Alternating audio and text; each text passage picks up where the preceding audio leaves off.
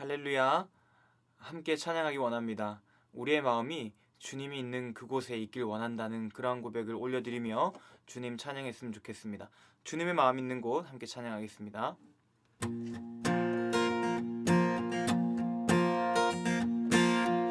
주님의 마음이 있는 곳, 주님의 시선이 있는 곳, 내가 있기 원하네.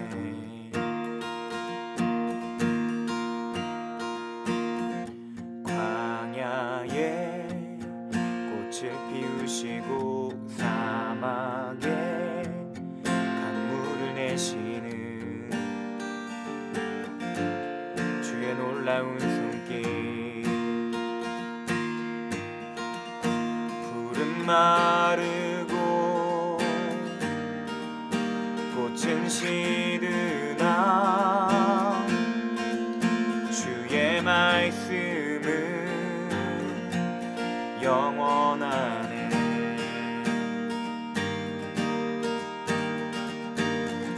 나의 맘 주의 성전이 되어 영원한 주의 말씀을 향해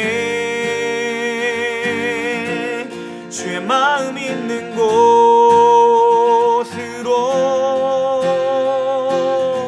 나의 삶 주의 말씀을 따라 이루실 주의 나라를 향해 주의 시선 있는 곳,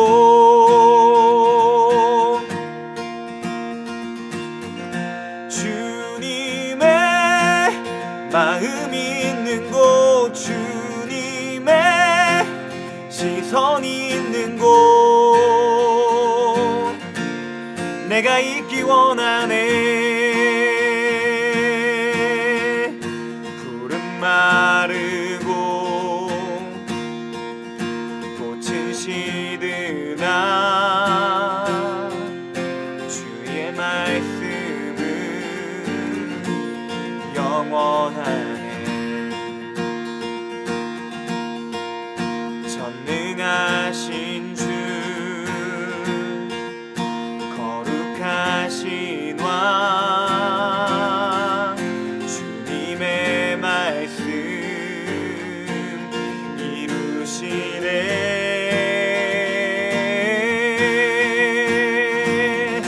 나의 맘 주의 성전이 되어 영원한 주의 말씀을 향해 주의 마음 있는 곳으로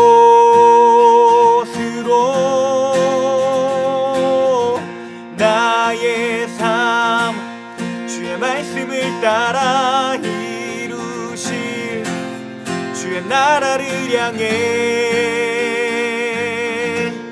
주의 시선 있는 곳,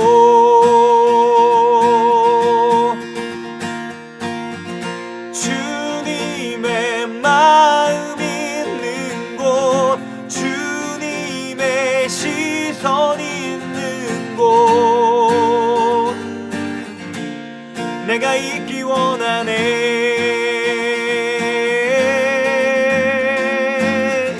주님의 마음 있는 곳, 주님의 시선 있는 곳,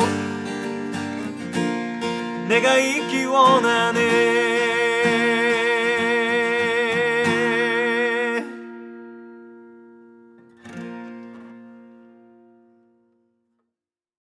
네, 여러분, 우리의 삶이 죄로 인해 늘 쓰러지고 넘어지지만 하지만 그런 우리를 일으켜 주시는 하나님을 신뢰하면서 또 우리를 위해 십자가 피 흘리신 예수 그리스도의 그 사랑을 기억하시면서 우리가 그 유월절 어린 양 예수 그리스도의 보혈의 피 안에 있다라는 걸, 또 그 보혈로 우리가 깨끗하고 완전해질 수 있다라는 사실을 믿으시면서 함께 찬양했으면 좋겠습니다.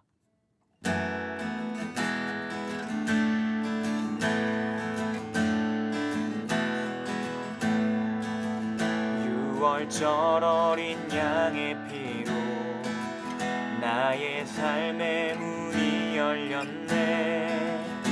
저 어둠의 권세는 힘이 없네. 주 보혈의 능력으로 원수가 날 정죄할 때에도 난 의롭게 설 수 있네. 난 더 이상 정죄함 없네. 난 주 보혈 아래 있네. 난 주 보혈 아래 있네. 그 피로 내 죄 사했네. 하나님의 긍휼 날 거룩해 하시옵네. 난 주 보혈 아래 있네. 난 원수의 어떠한 공격에도 더 이상 넘어지지 않네. 난 주 보혈 아래 있네. 난 주 보혈 아래 있네. 그 피로 내 죄 사했네. 하나님의 긍휼 날 거룩해 하시옵네. 난 주 보혈 아래 있네. 난 원수의 어떠한 공격에도 더 이상 넘어지지 않네. 난 주 보혈 아래 있네. 승리하였네. 어린 양의 보혈로 우린 보혈의 능력으로 서리라.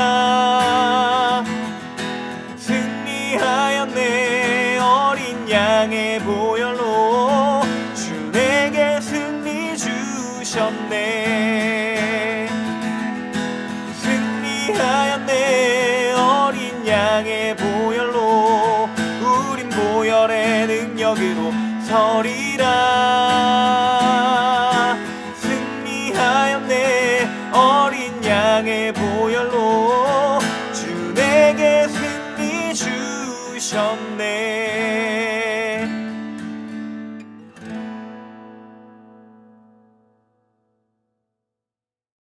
네, 우리가 힘들고 또 좌절에 빠졌을 때 의지할 분은 예수 그리스도 한 분밖에 없습니다. 그 예수를 의지하며 말씀을 듣고 또 이번 한 주간도 승리하며 살아갈 수 있는 여러분들에게 축복하며 함께 예수 예수 찬양하겠습니다.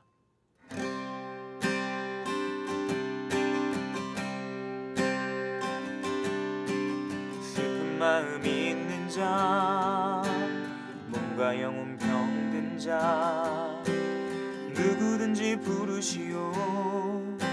예수 이름 부르시오.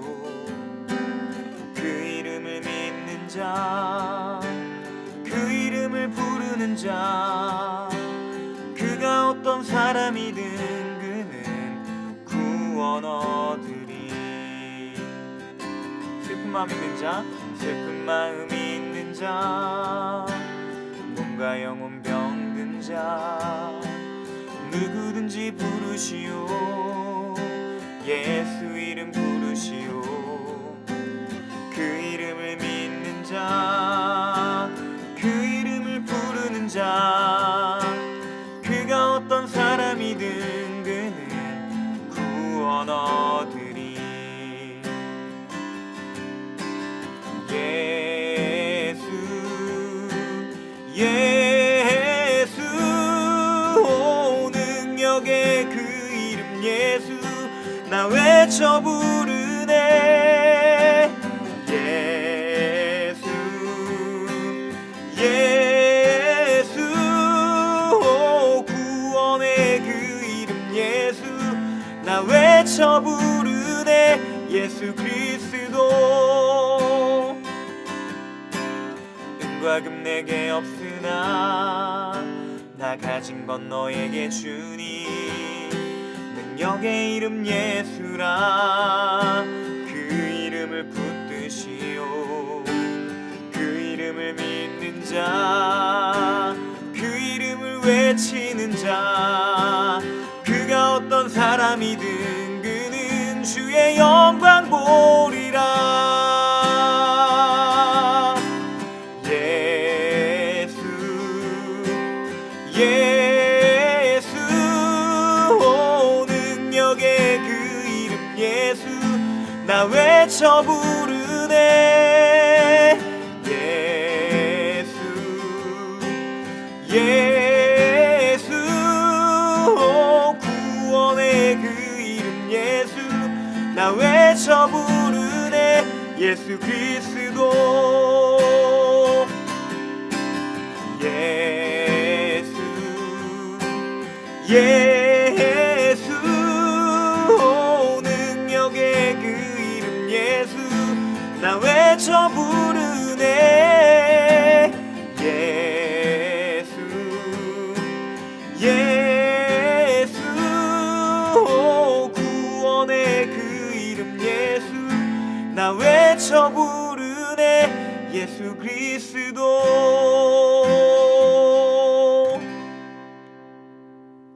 하나님 감사드립니다. 오늘도 저희가 이렇게나마 예배를 드릴 수 있음에 감사드립니다. 벌써 몇 달째 교회에서 학생부 예배를 못 드리고 있습니다. 빨리 코로나가 없어져 온라인 예배가 아닌 교회에서 학생부 예배를 드릴 수 있게 해주세요. 조금 이따 목사님 나오셔서 말씀하실 텐데 그 말씀 듣고 한 주간도 은혜롭게 살 수 있게 해주세요. 예수님 이름으로 기도드립니다. 아멘. 오늘 주신 본문 말씀은 시편 6장 8절에서 10절 말씀입니다. 악을 행하는 너희는 다 나를 떠나라. 여호와께서 내 울음소리를 들으셨도다. 여호와께서 내 간구를 들으셨으며 여호와께서 내 기도를 받으시리로다. 내 모든 원수들이 부끄러움을 당하고 심히 떨미어 갑자기 부끄러워 물러가리로다. 아멘. 할렐루야. 여러분 지난 한 주간도 잘 지내셨나요? 특별히 지난 한 주간은 어린이날도 있었고 어버이날도 있었고 가정의 달을 축약해 놓았던 한 주간이었던 것 같습니다. 그래서 더 뜻깊은 한 주간이 아니었나 이런 생각도 가지게 됩니다. 그런 와중에 오늘은 어떤 말씀을 전할까 고민하던 차에 사실 저희가 청매를 하고 있잖아요. 그 청매에서 목사님이 굉장히 뭐랄까 가슴을 치던 그런 구절이라 해야 되나? 와닿았던 그런 구절을 선택해 보았습니다. 시편 6편 다윗의 그 탄원시인데요. 여기에서 이 탄원시는 아주 간단하게 설명하자면 하나님 앞에 탄원하는 거예요. 그러니까 토로하는 거죠. 하나님 나 힘들어요. 도와주세요. 좀 구해주세요. 라는 이러한 이 도움을 요청하는 이러한 뉘앙스의 그러한 시편들입니다. 시편은 그 밖에도 뭐 감사시, 찬송시, 성전에 올라가는 시 여러 가지 카테고리의 성격들의 그런 시편들이 있는데 오늘 본문 말씀의 이 시편은 탄원시입니다. 하나님 나 좀 도와주세요. 나 힘듭니다. 여기에서 끌어내주세요. 하나님 나를 다시 회복시켜주세요. 이러한 하나님 앞에 토로하는 탄원하는 그러한 탄원시인 것이죠. 그만큼 이 시편을 쓸 때 다윗은 이 힘든 상황 가운데 있었던 것입니다. 어려운 상황 가운데 혹은 죄의 유혹에 빠졌던 때 하나님 앞에 부끄러웠던 때 하나님 앞에 제대로 기도하고 신앙생활을 할 수 없었던 때 이러한 때에 그런 어려움들이 있으면서 하나님 나 이렇게 힘들잖아요. 나 좀 도와주세요. 라는 이러한 시편의 내용이 담겨 있는 거죠. 이 묵상을 하면서 이것이 오늘날 우리의 상황과 참으로 비슷하구나 라는 그러한 생각을 하게 됩니다. 이런 코로나로 인한 어려움 때문에 참으로 우리가 하나님 앞에 탄원하는 내용들이 많죠. 하나님 이제는 좀 회복시켜 주세요. 하나님 우리를 건강하게 해주세요. 하나님 아픈 사람들이 없게 해주세요. 왜 질병이 있습니까? 고쳐주세요. 이렇게 토로하는 것이죠. 그리고 또 다른 탄원도 있습니다. 이 코로나로 인해서 학교에 가지 못하고 또 그러한 에너지를 발산하지 못하니까 전혀 다른 곳에 에너지를 발산하는 케이스도 있어요. 지난 한 주간 있었던 이 키워드 중에 또 한 가지는 다시 이 코로나의 확진자가 발생했다라는 것입니다. 새로운 확진자가 그 이태원 클럽에 가서 확진자가 다른 사람들이 접촉하고 또 다른 확진자가 생겨나고 이러한 경우들이 일어나게 되었죠. 너무 갇혀 있으니까, 너무 힘드니까, 너무 거리두기로 인한 답답함이 있으니까 이걸 자꾸 해소하려고 하다 보니까 엉뚱하게 새로운 유형의 이제 돌발 상황이라 해야 되나? 아니면 또 어떤 새로운 유형의 죄악들이 생겨나기 시작하는 것입니다. 원래 가만히 있으면 더 죄를 짓기 쉬워지는 환경이 되어 있습니다. 자꾸 딴 데 신경, 그러니까 이 에너지를 발산시켜야 되는데 발산시키지 못하고 자꾸 폐쇄적이게 되고 자꾸 이 에너지를 발산시키지 못하니까 다른 데 눈이 가게 되고 죄 현상이, 죄악이 생겨나기 시작하고 뭐 이렇게 되는 거 아니겠습니까? 그래서 이러한 어려움 가운데에는 늘 죄의 유혹도 있게 마련입니다. 그래서 순탄한 인생이 없는 것 같아요. 잘 풀리는 때가 있다 하면은 또 가다가 죄로 인해 넘어지기도 하고, 이렇게 우리 인생에 죄는 뗄래야 뗄 수 없는 관계인 것 같습니다. 이런 죄라는 키워드는 신앙생활을 하게 되면서 더 깊어지는 고민인 것 같습니다. 사실 저도 그래요. 저희도 그랬습니다. 죄라는 것에 대해서 무감각한 때가 있어요. 그것은 주님을 잘 알지 못하는 때, 혹은 내 신앙이 뜨겁지 못한 때, 이럴 때는 죄라는 개념 자체에 대해서 그다지 신경 쓰지 않아요. 왜? 죄를 죄로 인지하지 못하기 때문이죠. 특별히 믿지 않는 사람들이 이런 유형에 더 속하게 됩니다. 굳이 우리가 이 죄라고 여기지 않아도 되는 문제, 그리스도인들은 성경에 입각해서 이건 죄야, 여기에 우리가 휩쓸려서는 안 돼 라고 생각하는 거에서 벌써 우리들은 죄에 대한 고민이 깊어지는 것이죠. 신앙생활을 하게 되면서, 그리스도인이 되어가면서 가장 먼저 드러나는 건 나의 죄가 보이기 시작한다라는 것입니다. 왜일까요? 그리스도인이 된다는 건 바로 빛으로 나아가게 되는 일이기 때문이죠. 이전에는 우리가 어둠 가운데 있었다라는 것입니다. 어둠 가운데 있다가 빛 대신 예수 그리스도를 보고 우리가 그 예수 그리스도께 가는 일, 빛으로 가는 일, 그러다 보니까 빛으로 나아가게 되면 될수록 어떻게 됩니까? 우리 안에 숨겨져 있던 어둠이 발견되게 되어지는 거죠. 요한복음 1장 4절, 5절, 그리고 9절, 이런 성경 구절에는 예수님이 참 빛이시다, 빛이 세상에 왔는데 어둠이 이를 깨닫지 못한다 라는 그런 구절이 있어요. 자, 이처럼 우리는 어둠이고 예수님은 빛입니다. 우리는 어둠 가운데 있는 것이고 예수님은 빛이라는 것이죠. 그렇기 때문에 어둠 가운데 있던 우리가 빛으로 나아가게 되면 어떻게 될까요? 우리 안에 있던 그 더러운, 어둠으로 인해서 보이지 않던 그 더러움들이 빛으로 나아가게 되면 보이기 시작한다는 것입니다. 그러니까 그리스도인들은 더욱더 고민이 깊어지는 것이지요. 어둠에 있으면 이 어둠에 감춰졌던 얼룩이나 더러움이 보이지 않아요. 걱정, 고민거리가 없게 되는 것이죠. 그런데 빛 가운데 나아가게 되면 빛으로 가까이 가면 갈수록 나의 더러움이 보여지게 된다는 것이죠. 그로 인해서 고민이 시작된다는 것입니다. 나는 왜 더럽지? 이 더러움은 어떻게 씻어야 되는 것이지? 이러한 고민들이 시작된다는 것이죠. 그리스도인이 된다는 건 내 안에 숨겨진, 감추어진 더러움, 어두움을 보게 되는 것, 그게 바로 그리스도인이 되는 과정이라는 것입니다. 예를 들면요, 검은 티 안에 얼룩이 묻어 있으면 잘 보이지 않아요. 신경도 안 쓰게 되죠. 그런데 흰 티에 얼룩이 묻었다라고 생각해 봅시다. 얼마나 신경 쓰이겠어요. 굳이 검은 티를 입었으면 신경 안 써도 되는 그러한 것들이 흰 티를 입게 됨으로써 흰 티에 묻은 얼룩은 굉장히 신경 쓰이게 된다는 말이죠. 그리스도인 된다라는 건 이 검은 티를 입었다가 흰 티를 입게 되는 그러한 과정이라고 생각되어집니다. 그래서 여기에 조금의 얼룩이라도 묻으면 그게 신경 쓰이고 빨리 제거해야 되는데 라는 이런 조바심이 생겨난다는 것이죠. 죄도 마찬가지입니다. 그리스도인에게 죄는 얼룩과 같은 거예요. 흰 티의 얼룩과 같은 거예요. 이거 빨리 지워야 되는데, 이거 빨리 없애야 되는데, 그로 인해 이 고민과 갈등이 되는 그러한 단계가 되는 것이죠. 이렇게 그리스도인이 되어가면서 죄를 바라보게 됩니다. 죄를 바라보게 되면 이 죄가 우리 주변에 산재에 있다라는 걸 깨닫게 돼요.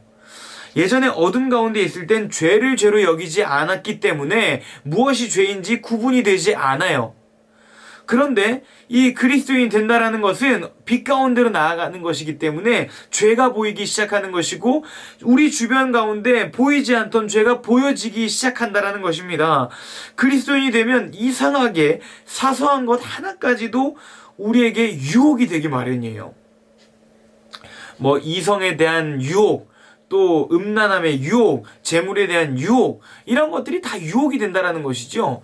재물도 뭐 일단 뭐 가장 사소한 것부터 한번 이야기해 볼까요? 11조도 우리가 교회에 안 다니고 신앙생활 안 하면 11조에 대한 유혹이 있을까요? 재물에 대한 유혹이 있을까요? 없죠. 굳이 이 재물에 유혹받을 일이 없다라는 것입니다. 그냥 재물은 모으거나 쓰거나 그게 당연한 것이죠. 그거밖에 없어요. 그런데 그리스도인이 되면 어떻게 됩니까? 재물이 생기면 첫 번째로 11조를 구분해야 되죠. 그리고 감사헌금도 드려야 될 거고요. 또 뭐 상황에 따라선 뭐 여러 가지 목적 헌금도 드리게 되고 성교 헌금도 드리게 돼요.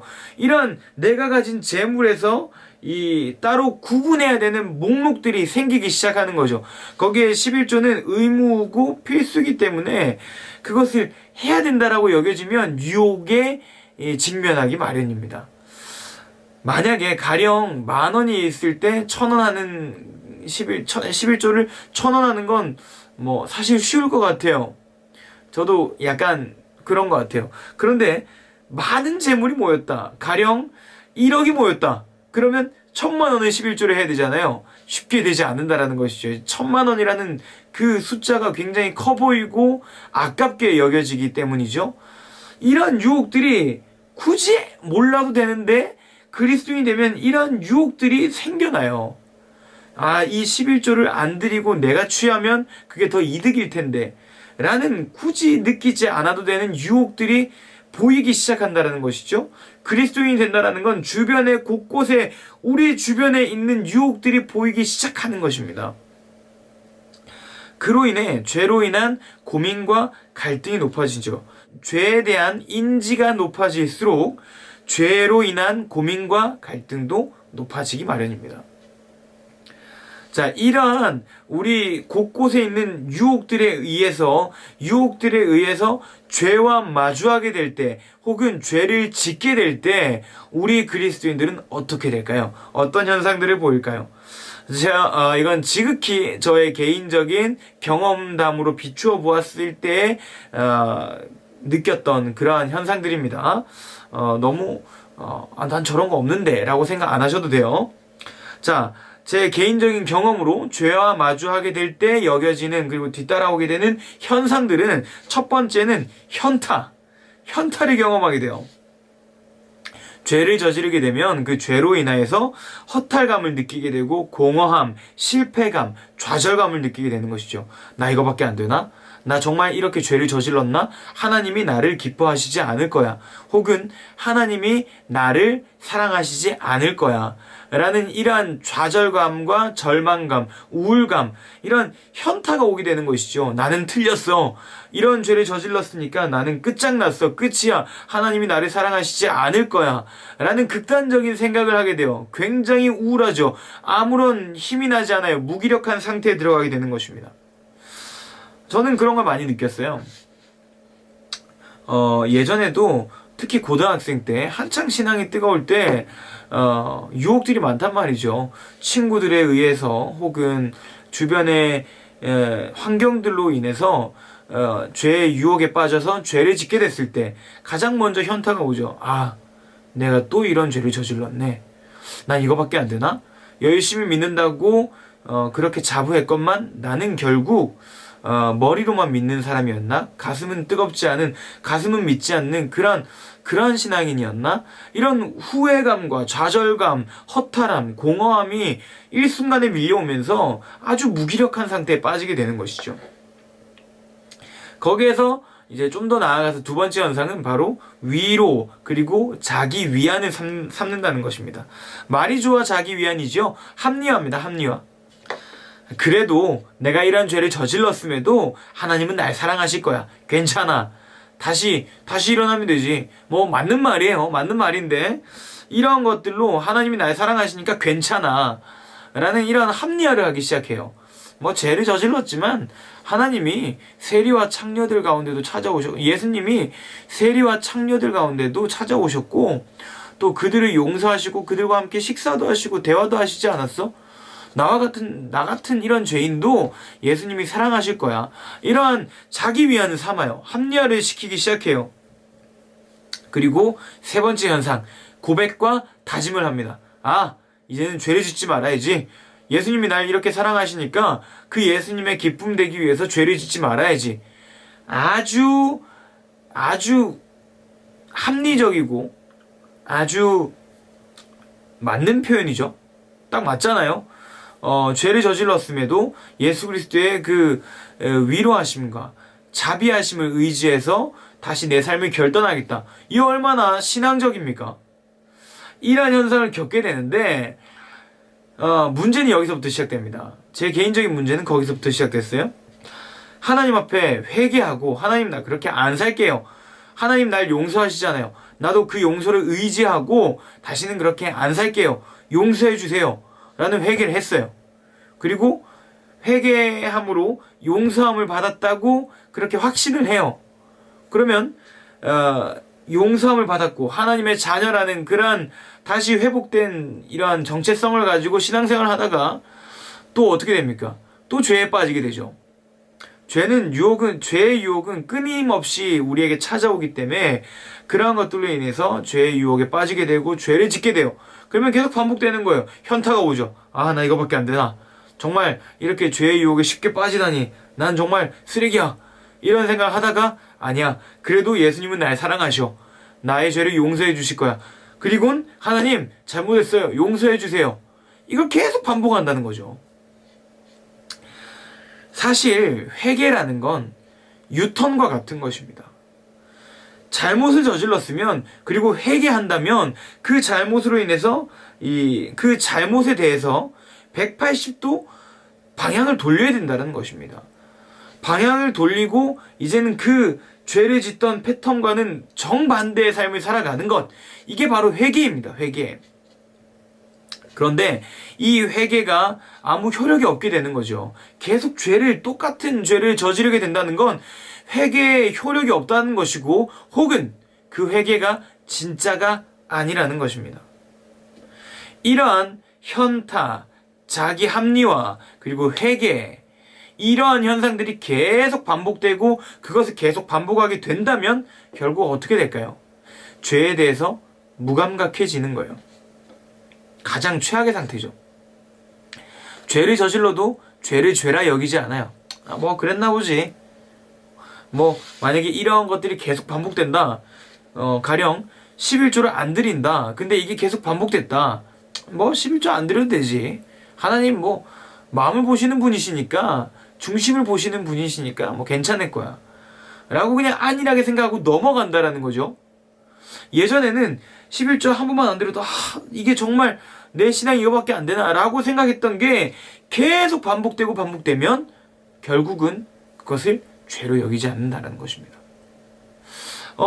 우리 청소년들 중에 가장 큰 고민 중에 하나가 바로 이 음란함이죠. 야동을 봤어요. 이러한 것들로 내 신앙이 무너졌어요. 그런데 이게 계속 회개하고 다시 야동 보고 회개하고 야동 보고 이게 반복되고 야동 보는 거에 대해서 무감각해지는 거예요. 그러면 야동 보는 거에 대해서 거리낌이 없게 되는 거죠. 이게 죄다 라고 이 기준점이 되는 그 기준마저도 무너지게 되는 것이죠. 무감각한 상태에 들어가게 되면 이 죄에 대한 기준이 사라지게 되고 죄를 무의식적으로 저지르게 되는 상태가 돼요. 가장 무서운 거예요. 그렇기 때문에 이 무감각해지는 상태가 오지 않도록 우리의 이 죄성을 끊어버리고, 혹은 끊지 못한다면 하나님 앞에 간구하고 회개해서 이 죄를 저지르지 않도록 부단히 노력해야 되는 것이 우리 그리스도인들의 삶이라고 저는 생각되어집니다. 그래서 우리는 우리의 희망 되시고 소망 되시는 예수 그리스도 한 분만을 의지해야 돼요. 제가 책을 읽었을 때 기독교는 타력 종교라고 합니다. 그 말은 무슨 말입니까? 내 힘으로 구원받을 수 있는 게 자력 종교라고 하는데, 타력 종교라 함은 내 힘으로 구원받을 수 없다라는 걸 고백하는 종교라는 거예요. 내 힘으로 내가 구원받을 수 없다라고 생각되어지면 누구를 의지해야 되는데, 기독교는 바로 이 예수 그리스도를 의지함으로 구원을 받는다라는 그러한 고백을 하는 종교라는 것이죠. 반대로 자력 종교는 불교 그리고 이슬람교도 자력 종교라고 합니다. 이렇게 이 자력 종교는 자신의 힘으로 구원을 받는다라는 그런 개념이고, 타력 종교는 나의 힘이 아닌 이 전능하신 그러한 분, 우리가 믿는 예수 그리스도로 인해서 우리가 죄를 용서함 받고 구원받는다라는 그러한 종교가 바로 타력 종교인데, 기독교는 타력 종교예요. 자, 그렇기 때문에 우리는 죄와 마주하게 될 때 우리 스스로 죄를 이길 방법이 없어요. 그렇다면 아까 말씀드렸던 것처럼 우리는 이 죄를 구원할 누군가를 의지해야 되는데, 우리는 바로 예수 그리스도를 의지해야 된다라는 말이 되는 거예요. 죄와 마주하게 될 때 그 죄를 우리는 이길 수가 없어요. 대신에 우리가 믿는 우리의 구원자 예수님으로 말미암아 이 죄를 이겨내 가는 것, 이것이 바로 우리 그리스도인들의 참된 회개이자 구원의 삶인 것입니다. 때문에 우리는 우리의 인생의 결정권을 주님께 맡겨드려야 돼요. 죄와 마주하게 될 때 죄를 이기려고, 우리가 이기려고 하면 단 한순간도 우리는 이길 수가 없어요. 우리가 죄와 마주하게 될 때 내가 한번 이까짓 거 이겨봐야지 라고 이야기한다면 그 죄를 이길 수 없다라는 거죠. 왜? 죄는 인간의 상대가 아니기 때문이에요. 그 어떤 인간도 자신의 힘으로 죄와 마주해서 이겨내는 인간이 없습니다. 성경의 창세기에도 그렇게 드러나 있죠. 아담과 하와가 죄와 마주하게 될 때, 사탄과 마주하게 될 때 이깁니까? 아니요, 이기지 못해요. 그의 현란한 말솜씨에 넘어가서 결국은 죄를 저지르게 되죠. 선악과를 먹게 되는 거예요. 사탄이 그렇게 말하잖아요. 정녕 진짜로 하나님이 그것을 먹지 말라고 했더냐. 그렇게 말할 때 어떤 이 아담과 하와에게 어떤 현상이 일어나게 됩니까? 그 선악과를 봤을 때, 사탄의 말을 듣고 선악과를 봤을 때 보암직도 하고 먹음직도 했다라는 그런 구절이 나와 있어요. 죄와 마주하게 될 때 자신들의 힘으로 나아가게 되면 결국 그 죄에 굴복하게 되는 거예요. 하지만 이 죄를 하나님의 권능으로 이겨내는 그러한 이 경우도 있죠. 그건 어느 경우인가요? 성경에 보면 예수님께서 사탄의 시험을 또 아담처럼 동일하게 받습니다. 사탄의 시험을. 그런데 예수님은 어떻게 이겨내십니까? 예수님은 전부 다 사탄의 세 가지 시험을 전부 다 하나님의 말씀으로 이겨내는 거예요. 이것을 통해 우리는 무엇을 느낄 수 있습니까? 죄와 마주하게 될 때 인간의 힘으로 마주하게 되고 인간의 힘으로 그것을 이겨내려고 하면 반드시 실패하나, 죄와 마주하게 됐을 때 하나님의 권능을 의지하고 하나님의 말씀을 의지하고 나아가게 된다면 죄를 이길 수 있는 것이죠. 인생의 결정권을 주님께 맡겨드려야 된다는 것입니다. 그리스도인은 죄에 대한 결정을 주께 맡겨드릴 때 죄의 유혹을 이겨낼 수 있다는 사실입니다. 그렇기 때문에 우리는 말씀을 등불 삼아, 기도를 우리의 안내자 삼아 찬양과 함께 우리의 죄와 마주하게 될 때 그 죄를 하나님의 권능으로 이겨내야 돼요. 그리고 하나님을 의지함으로 이겨내야 해요. 우리의 힘으로 할 수 있는 건 아무것도 없습니다. 우리의 힘으로 할 수 있는 건 아무것도 없음에도 불구하고 우리는 죄와 마주하게 될 때 주님의 말씀으로, 주님의 권능으로 주님과 함께 그 죄를 이겨낼 수 있습니다. 이것이 그리스도인들의 참된 능력입니다. 오늘 본문의 다윗은 인생의 어려운 가운데 마주했고 인생의 그 유혹 가운데, 그리고 인생의 나락으로 빠질 수 있는 그 상황 가운데 마주했을 때 그것을 자신의 힘으로 이겨내려고 하지 않아요.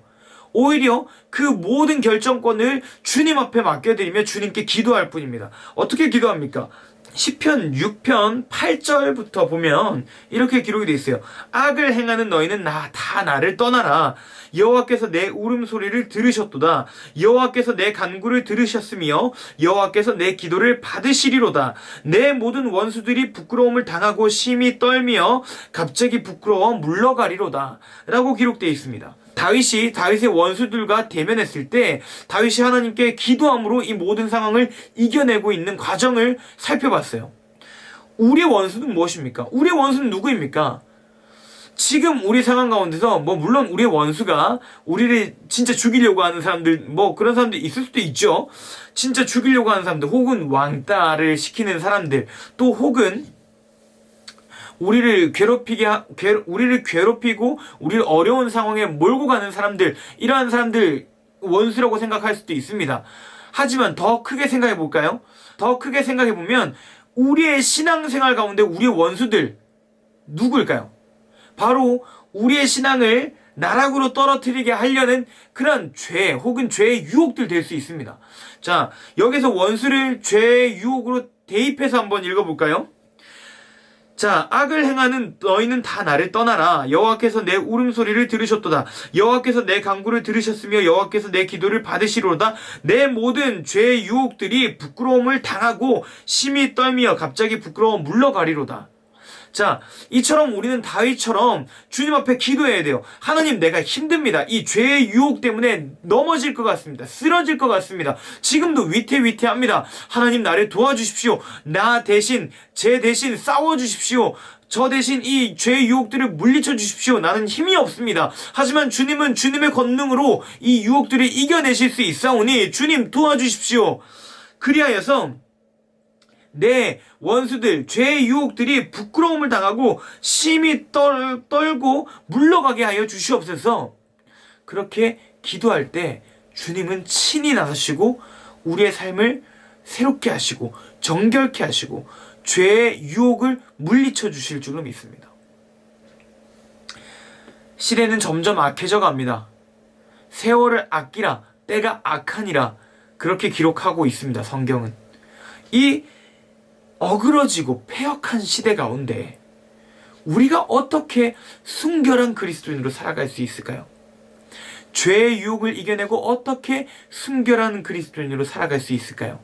그것은 우리의 인생의 결정권을 주님께 맡겨드리는 것밖에 없습니다. 어려움이 찾아올 때 내 힘을 의지하지 않고 내 능력을 의지하지 않고 주님을 의지하는 것밖에 없습니다. 인간이 아무리 위대하다 한들 주님보다 뛰어날 수는 없습니다. 그 하나님 앞에 당신의 삶을 맡기시길 바랍니다. 죄가 우리 가운데 쏜살같이 달려올 때 그때 당황하지 말고 우리의 힘으로 이겨내려 하지 말고 강하고 큰 능력 대신 하나님을 의지함으로 말미암아 이 모든 상황을 이겨낼 수 있기를 축복합니다. 때가 악해집니다. 점점 더 악이 악처럼 느껴지지 않고 악이 보편화되어 있습니다. 그래서 악을 구분하지 못하는 시대가 되어버린 것 같습니다. 이때에 우리는 아까 말씀드렸던 것처럼 말씀을 우리 인생의 등불 삼아 기도를 우리 인생의 안내자 삼아 찬송하며 주님과 함께 걸어가며 모든 죄의 유혹을 끊어낼 수 있기를 바랍니다. 죄가 몰려올 때 나의 힘이 아닌 주님을 의지함으로 다윗처럼 정말 이렇게 기도하는 거예요. 하나님 도와주세요. 너무 힘듭니다. 이 시대 속에서 그리스도인으로 살아남기 너무 힘듭니다. 나 좀 도와주세요. 그리고 저 대신 싸워주세요. 이 모든 어려움과 유혹들을 물리쳐주세요. 그렇게 기도할 수 있기를 바랍니다. 이 학생 때 그리고 청년의 때 신앙을 지키는 건 너무너무 힘듭니다. 하지만 주님이 함께 하신다면 그리고 주님을 의지한다면 충분히 우리의 신앙을 순결하게 지켜갈 수 있을 줄로 믿습니다. 여러분, 오늘부터 여러분들을 위해 싸우시는 그 여호와 하나님을 믿고 우리의 인생을 순결하게, 정결하게 그리고 원수 갚기를, 죄의 유혹 이겨내기를 주님께 맡기며 그렇게 당당한 그리스도인으로 살아갈 수 있기를 축복합니다. 기도하겠습니다. 하나님, 우리 앞에 죄가 그리고 우리 주변에 죄의 유혹들이 너무너무 많습니다. 그 죄를 대면할 때 우리의 힘으로는 이길 수 없음을 고백합니다. 주님께서 우리 대신 싸워주시고 죄의 유혹을 물리쳐 주셔서 이 어그러지고 패역한 시대 속에서 우리 그리스도인들은 순결하고 정결한 그런 참된 주님의 사람들로 살아갈 수 있도록 인도하여 주시고 지켜주시옵소서. 그리하여서 이 어두운 시대 가운데 한 줄기의 빛으로 그리고 한 줌의 소금으로 살아갈 수 있는 우리 모두가 되게 하여 주시옵소서. 죄에 직면했을 때 당황하지 말고 주님을 의지하며 당당히 이겨내갈 수 있는 우리 모든 우리 학생들, 청년들 되게 하여 주시옵소서. 감사드리고 예수님 이름으로 기도드립니다. 아멘. 하늘에 계신 우리 아버지, 아버지의 이름을 거룩하게 하시며 아버지의 나라가 오게 하시며 아버지의 뜻이 하늘에서와 같이 땅에서도 이루어지게 하소서. 오늘 우리에게 일용할 양식을 주시고 우리가 우리에게 잘못한 사람을 용서하여 준 것 같이 우리 죄를 용서하여 주시고 우리를 시험에 빠지지 않게 하시고 악에서 구하소서. 나라와 권능과 영광이 영원히 아버지의 것입니다. 아멘.